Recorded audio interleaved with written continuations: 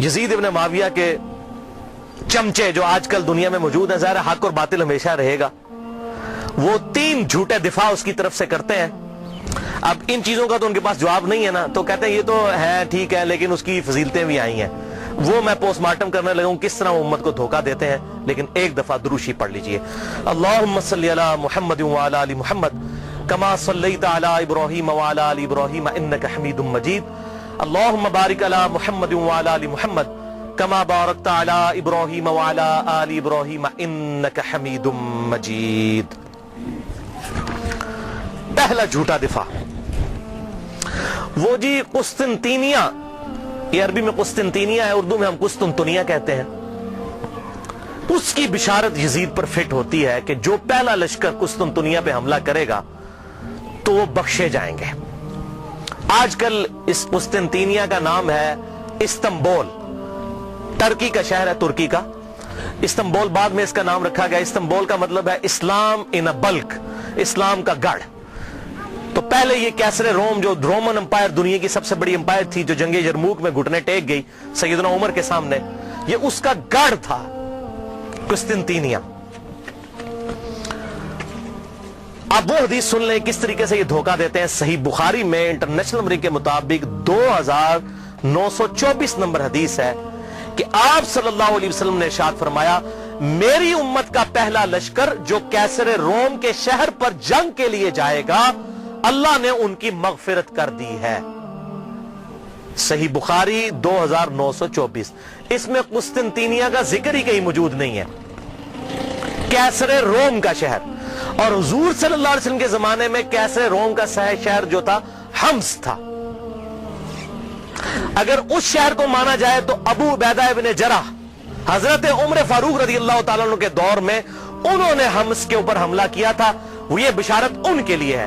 یزید کی پیدائش سے بھی 20 سال پہلے کی بات، 15-20 سال پہلے کی۔ لیکن وہ کہتے ہیں نہیں جی حمص پہ حملہ کرنے سے پہلے کیسر روم وہاں سے بھاگ کے قسطنطنیہ میں چلا گیا تھا۔ ٹھیک ہے، اسی تھوڑے پیچھے نسنے جناب، تو ہم چھڑ دے نہیں، چور نو گھر تک پہنچا کے آوانگے۔ تو اس لیے یہ ابو عبیدہ ابن جرح کے لیے بشارت نہیں ہے، کیونکہ ابو عبیدہ ابن جرح نے جب حملہ کیا تو وہ پہلے کیسے روم اپنا دارالخلافہ چھوڑ کے قسطنطنیہ میں چلا گیا تھا۔ چلو the for the sake of argument agree. تو اس میں ہے کہ امت کا پہلا لشکر جو قسطنطنیہ پہ حملہ کرے گا۔ اگر میں آپ کو کہوں کہ انڈیا اور پاکستان کی پہلی جنگ 1997 میں کارگل کی ہوئی ہے تو آپ مان لیں گے؟ نہیں، آپ کہیں گے جناب عقل کے ناخن لیں، 97 میں جنگ ضرور ہوئی تھی لیکن پہلی نہیں تھی۔ پہلی 1948 میں ہوئی، دوسری 1965 میں ہوئی، تیسری 1971 میں ہوئی، چوتھی کارگل میں ہوئی 1997 میں۔ اور اگر پاکستان اور انڈیا کی پہلی جنگ کی میں بات کر رہا ہوں تو آپ کو پتا ہوگا اس سے مراد 1948 ہے۔ 1997 اگر لیں گے تو میں کہوں گا آپ اپنے دماغ کا علاج کروائیں۔ تو یہاں پر بشارت ہے کہ پہلا لشکر جو حملہ کرے گا قسطنطینیہ کے اوپر، یا قسطنطنیہ ہم اردو میں کہتے ہیں، اس کے لیے ہے یہ بشارت۔ وہ پہلا لشکر کون سا تھا؟ اب اسی بخاری کی حدیث کے اندر آگے ایک اور حدیث آتی ہے صحیح بخاری کی، میں بعد میں بیان کرتا ہوں۔ سنن نبی داؤد میں انٹرنیشنل نمبر کے مطابق 2512 نمبر حدیث ہے۔ ابو عمران تابعی کا بیان ہے کہ ہم قسطنطنیہ پر حملے کے لیے جب گئے، اس وقت ہمارے لشکر کے امیر عبد الرحمن بن خالد بن ولید تھے، خالد بن ولید رضی اللہ تعالیٰ عنہ کے بیٹے، یہ ہمارے لشکر کے امیر تھے جب ہم نے قسطنطنیہ پر حملہ کیا۔ اور وہاں پر سیدنا ابو ایوب انصاری بھی ہمارے ساتھ موجود تھے اور انہوں نے ہمیں ایک آیت کی تفسیر بھی سمجھائی۔ اور پھر سیدنا ابو ایوب انصاری رضی اللہ تعالیٰ عنہ قسطنطنیہ کے حملوں میں شریک ہوتے رہے حتیٰ کہ ایک حملے کے دوران وہ فوت ہو گئے اور وہیں پر دفن ہوئے۔ تو جس حملے میں حضرت ابو ایوب انصاری فوت ہوئے وہ حملہ پہلا ہوگا، یا جس میں وہ زندہ تھے وہ پہلا ہوگا؟ جس میں زندہ تھے اس لشکر کے امیر تھے عبد الرحمن بن خالد بن ولید۔ یہ کوئی تاریخ نہیں میں پڑھ رہا ہوں، سنن نبی داؤد 2512۔ اب بخاری سے وہ لیتے ہیں، حدیث اٹھاتے ہیں اور فٹ کرتے ہیں یزید پہ۔ وہ سن لیں، صحیح بخاری کتاب التہجد چیپٹر میں 1186 نمبر حدیث ہے کہ ابو ایوب انصاری موجود تھے قسطنطنیہ پہ حملے میں رضی اللہ تعالیٰ عنہ، اور اس وقت لشکر کا امیر یزید ابن معاویہ تھا. یہ 54 ہجری کی بات ہے، کیونکہ اس وقت امیر معاویہ مسلمانوں کے حاکم تھے، انہوں نے اپنے بیٹے کو لشکر کا امیر بنایا. یہ 54 ہجری کا واقعہ ہے. اور اسی حدیث میں موجود ہے ابو ایوب انصاری رضی اللہ تعالیٰ عنہ اسی حملے کے دوران جس میں امیر لشکر یزید تھا فوت ہو گئے. تو جس حملے میں وہ فوت ہوئے وہ لشکر پہلے ہے، یا جس میں وہ زندہ تھے اور حدیثیں بیان کرتے رہے وہ پہلے ہے؟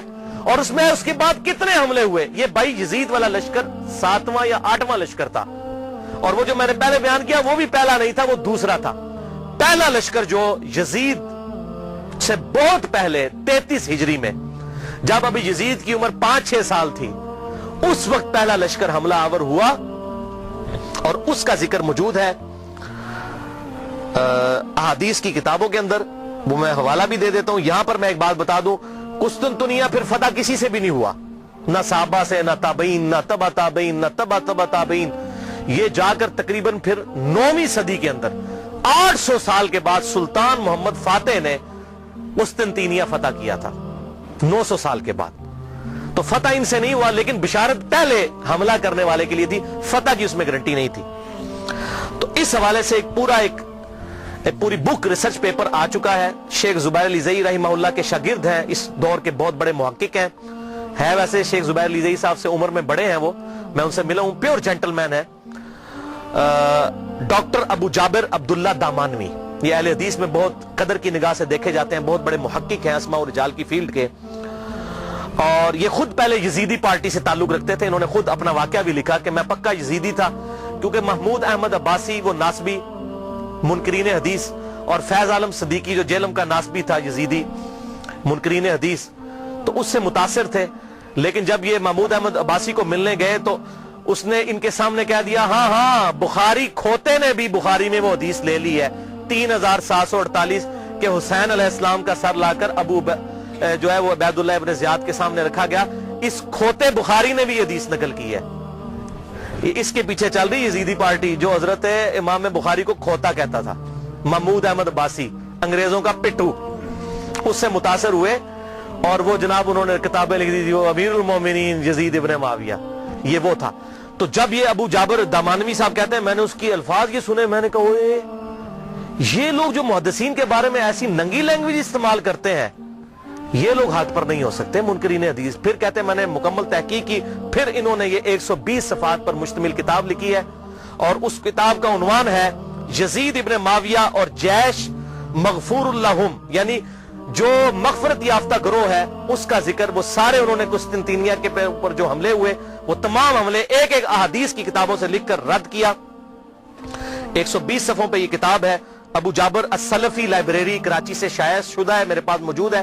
جس کو پی ڈی ایف چاہیے ہو انشاءاللہ میں 1-2 دن میں سکین کروا کر انشاءاللہ اپنے پاس رکھ لوں گا، تو مجھے ای میل کریں mirza_95@yahoo.com، اس پہ میں آپ کو بھیجوں گا. اس میں انہوں نے ٹروتھ ریویل کیا کہ نہ تو قسطنطنیہ پہ حملہ پہلا یزید نے کیا، اور نہ ان کے والد معاویہ بن ابی سفیان رضی اللہ تعالیٰ عنہ نے کیا، بلکہ سب سے پہلا حملہ قسطنطنیہ پہ جس شخص نے کیا وہ حضرت عبداللہ ابن زبیر کے بھائی تھے، منذر بن زبیر رحمہ اللہ، جو حضرت زبیر عشرہ مبشرہ کے بیٹے تھے. 33 ہجری میں انہوں نے یہ حملہ کیا، اور اس کا ذکر مسند امام احمد میں، مصنف عبد الرزاق میں، سنن ابی داؤد میں اور سنن طبرانی میں صحیح سند کے ساتھ موجود ہے. وہ ساری احادیث انہوں نے اس کتاب کے اندر جمع کی الحمدللہ. لہذا یہ بالکل جھوٹ بولتے ہیں کہ جی وہ بشارت اس پہ فٹ ہوتی ہے، اس پہ فٹ ہی نہیں ہوتی، کسی اعتبار سے فٹ نہیں ہوتی. اور یہی وجہ ہے کہ ڈاکٹر ذاکر نائک نے جب فٹ کی اس سے سوال پوچھا گیا، وہ کہتا ہے جی امام غزالی نے لکھا ہے. ویسے آپ کہتے ہیں قرآن اور صحیح حدیث، تو امام غزالی کا کیا لینا دینا قرآن اور صحیح حدیث؟ امام غزالی تو آپ کے نزدیک صوفی ہیں، آپ صوفیوں کو تو ویسے ہی نہیں مانتے. تو صحیح سند سے بات کریں احادیث کی کتابوں میں کیا لکھا ہوا ہے.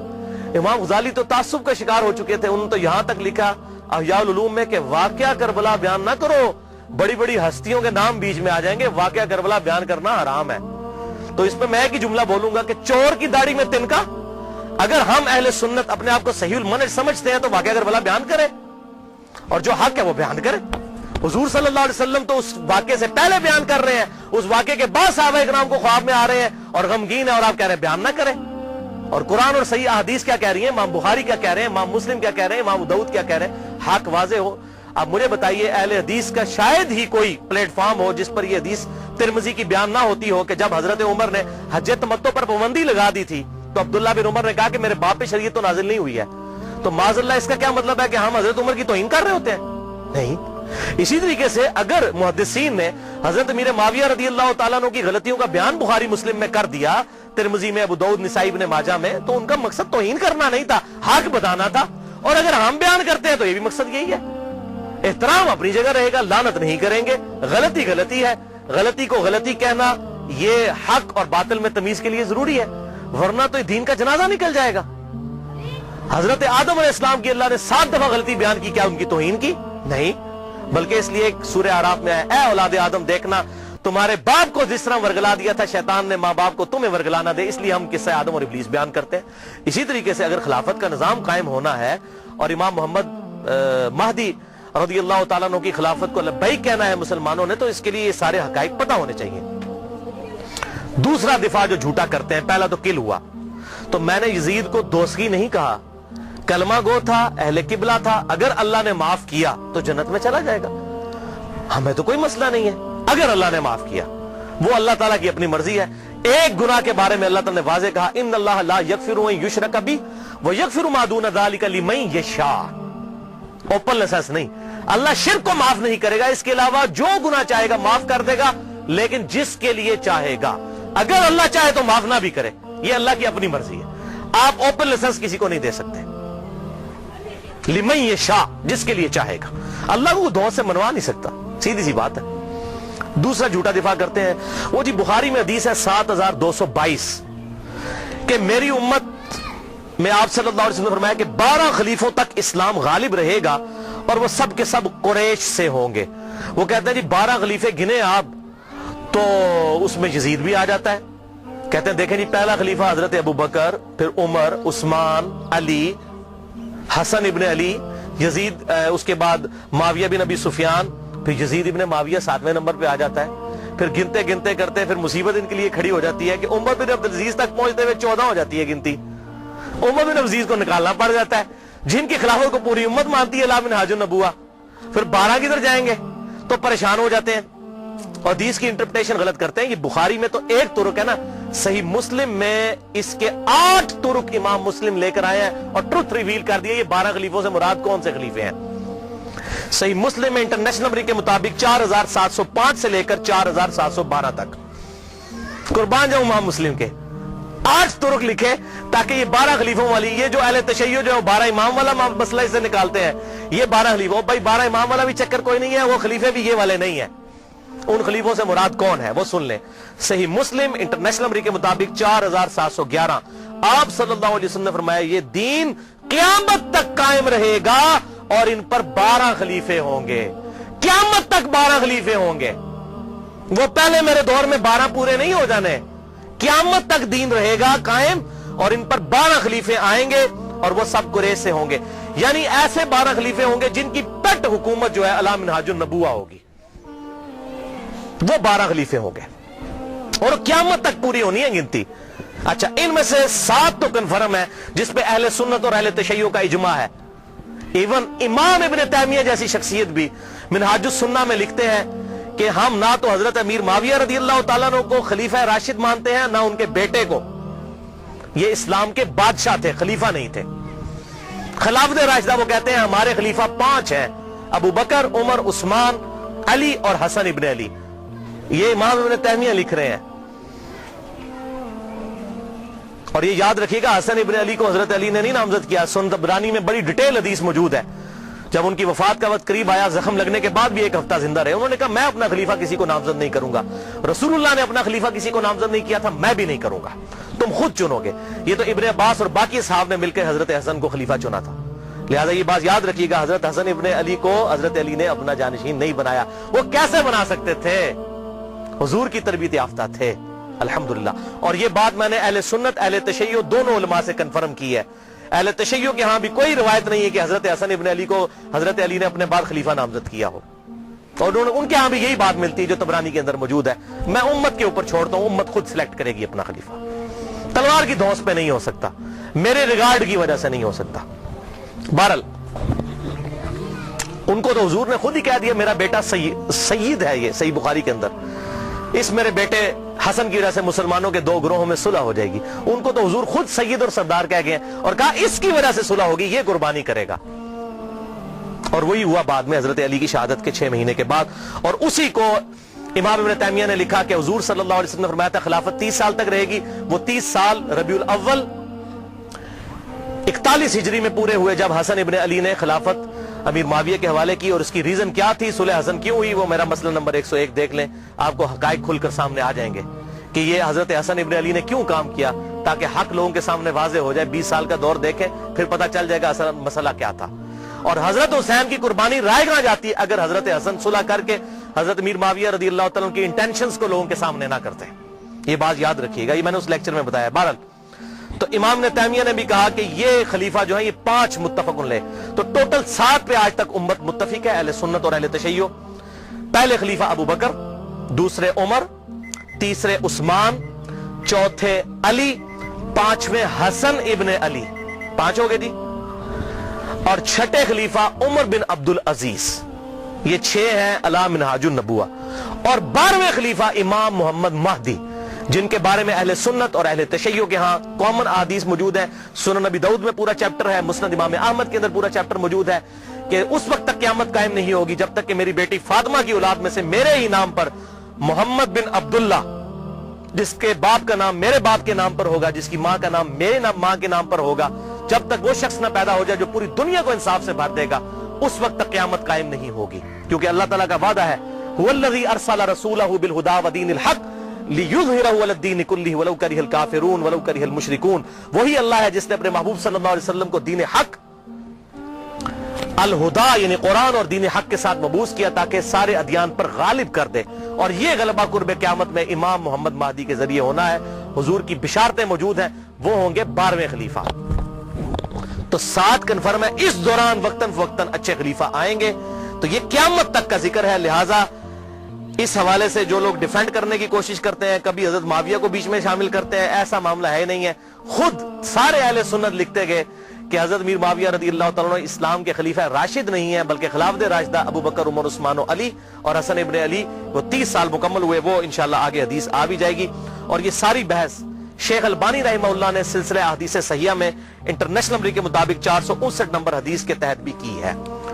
اب تیسرا اور آخری جھوٹا دفاع جو آج کل مارکیٹ میں آیا ہے تازہ تازہ، اور یہ آخری ان کے پاس حربہ تھا، میں نے کہا اس کو بھی میں انشاءاللہ کلیئر کر دوں۔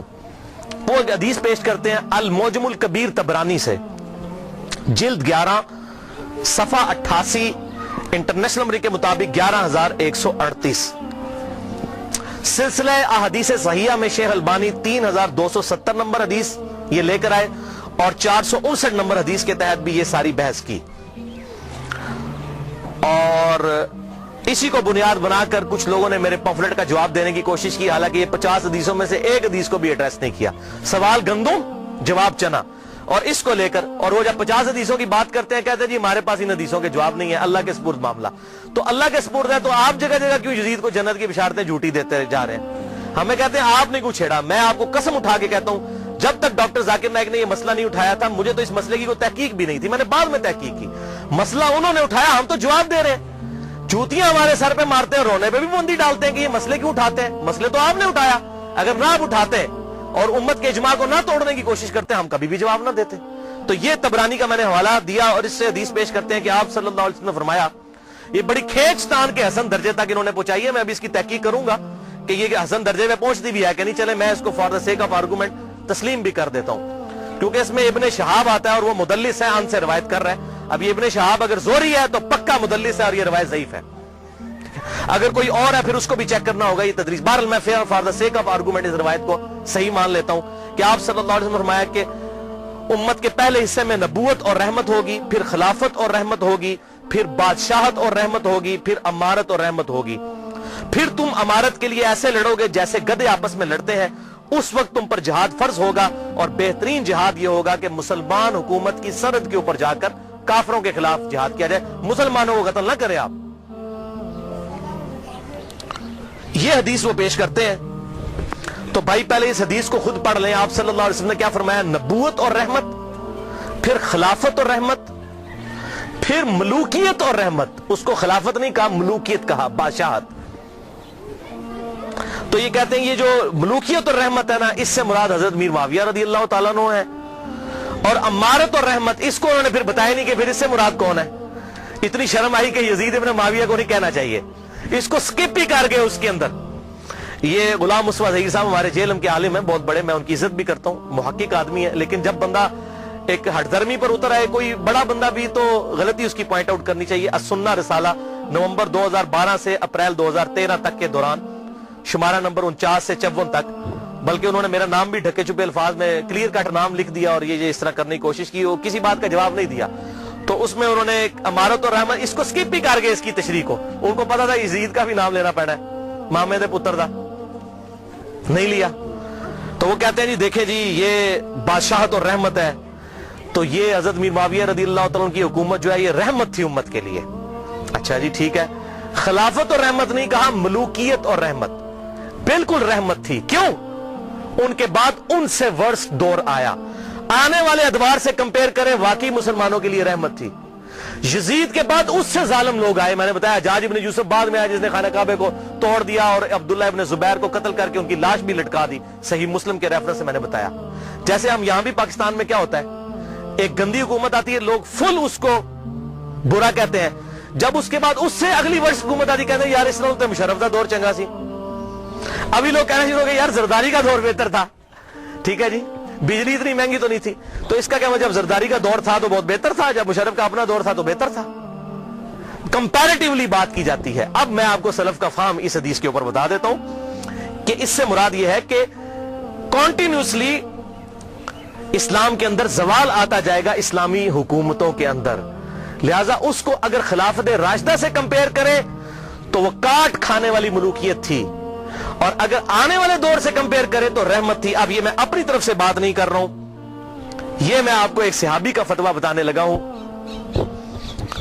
جامعہ ترمذی میں انٹرنیشنل نمبر کے مطابق 2226، سنن نبی داؤد 4646، مسند امام احمد 18430، جلد 4 صفحہ 273، اور سلسلہ احادیث صحیحہ جلد 1 صفحہ 742 اور حدیث نمبر 459. شیخ البانی محدث اعظم سعودیہ عرب، انہوں نے بھی حدیث نقل کی. میں نے سارے حوالے دے دیے. حضرت سیدنا سفینہ رضی اللہ تعالیٰ عنہ اور حضرت نعمان ابن بشیر رضی اللہ تعالیٰ عنہ سے روایت ہے کہ آپ صلی اللہ علیہ وسلم نے فرمایا خلافت علی منہاج النبوہ میری وفات کے بعد 30 سال تک رہے گی. اس کے بعد کاٹ کھانے والی ملوکیت کا دور شروع ہو جائے گا 30 سال کے فوراً بعد، یعنی صلح حسن کے بعد. اس کے بعد جابر حکمرانوں کا دور آئے گا، اور پھر قیامت سے پہلے ایک دفعہ دوبارہ خلافت علی منہاج النبوہ قائم ہوگی، یعنی وہ خلافت ہوگی سیدنا امام محمد مہدی کی. یہ آپ صلی اللہ علیہ وسلم نے 4 ادوار گنوائے اپنے بعد. پہلا دور کون سا؟ خلافت راشدہ، ابو بکر، عمر، عثمان، علی، حسن ابن علی. دوسرا کاٹ کھانے والی ملوکیت جو حضرت میر معاویہ رضی اللہ تعالیٰ عنہ کے دور سے شروع ہو کر 1000 سال تک بنو عباس اور بنو امیہ کی حکومت رہی. باپ مرتا تھا بیٹے کو خلیفہ بناتا تھا، 4 بیٹوں کو اپنے بعد خلیفہ بنا دیتے تھے. اب بخاری مسلم اٹھا کے دیکھ لیں کس طریقے سے انہوں نے بندر بانٹ کی ہے. آج کے حکمرانوں نے بھی وہ کام نہیں کیا. اس لیے میں کہتا ہوں اس ملوکیت سے آج کی جمہوریت کروڑ گنا بہتر ہے. کم از کم پبلک سے تو پوچھا جاتا ہے، وہ تو تلوار کی زور پر مسلط ہو جاتے تھے. تیسرا دور کہا جابر حکمرانوں کا. جابر حکمران یہ جہاں پر کلولین پاورز آ گئی، کہیں فرینچ آ گئے، کہیں پر یہ جو ہے وہ انگریز آ گئے، اور پوری دنیا کے اندر مسلمانوں پر انہوں نے قبضہ کیا. پھر یہ دور بھی الحمدللہ ختم ہوا. اب ہم آخری دور میں ہیں، نشأت ثانیہ اسلام کی شروع ہو چکی ہے. خلافت علی منہاج النبوہ اب قائم ہونی ہے. 3 ہم نے وہ ادوار گزار لیے. اچھا، اسی حدیث میں ترمذی اور ابو داؤد کا جو میں نے حوالہ دیا، اور مسند احمد کا، اور سلسلہ حدیث صحیحہ کا، اور یہ حدیث المستدرک للحاکم میں بھی 4697 موجود ہے. اس میں شیخ البانی نے پوری بحث کی ہے.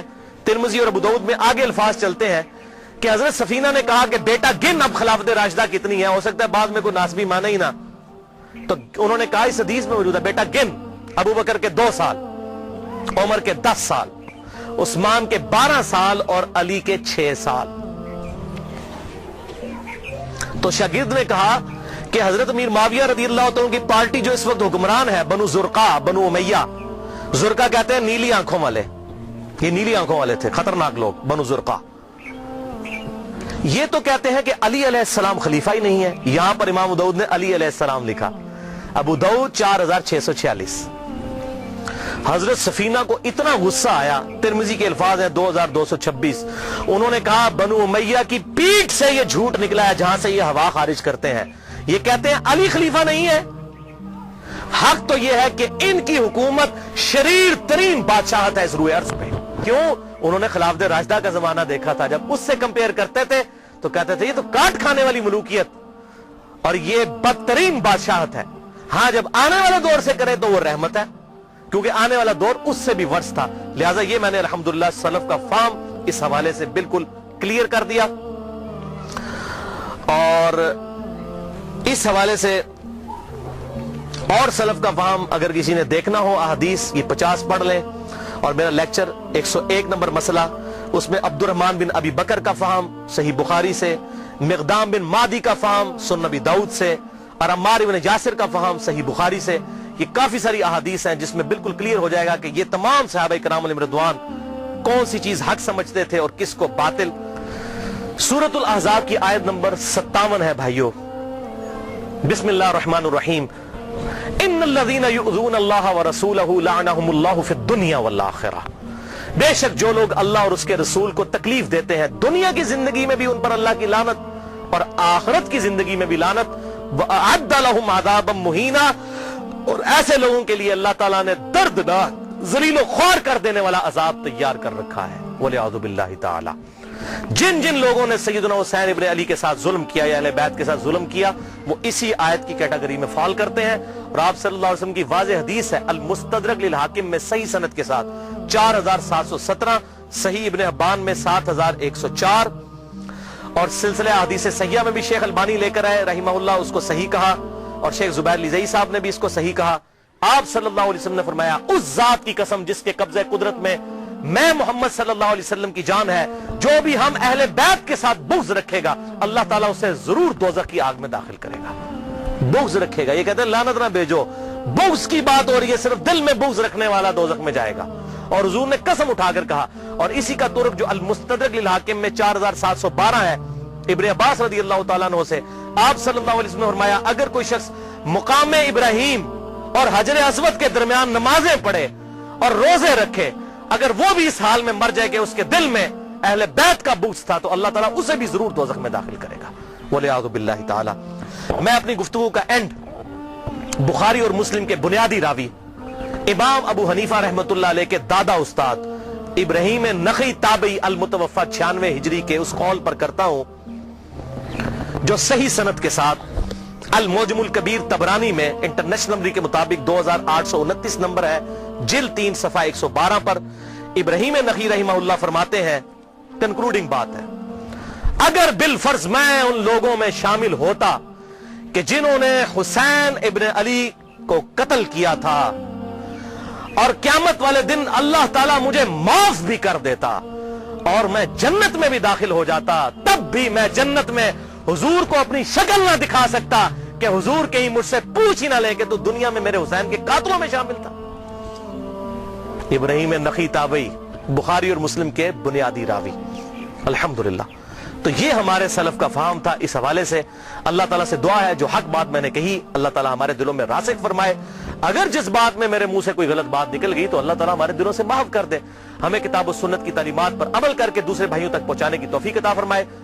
بھائیو یہاں پر میں آخر میں ایک اعلان کر دوں اس حوالے سے دوبارہ سے کہ میرے ریسرچ پیپر ضرور پڑھیں, PDF کاپی مجھ سے منگوا لیں, mirza_95@yahoo.com میرا ای میل ایڈریس ہے.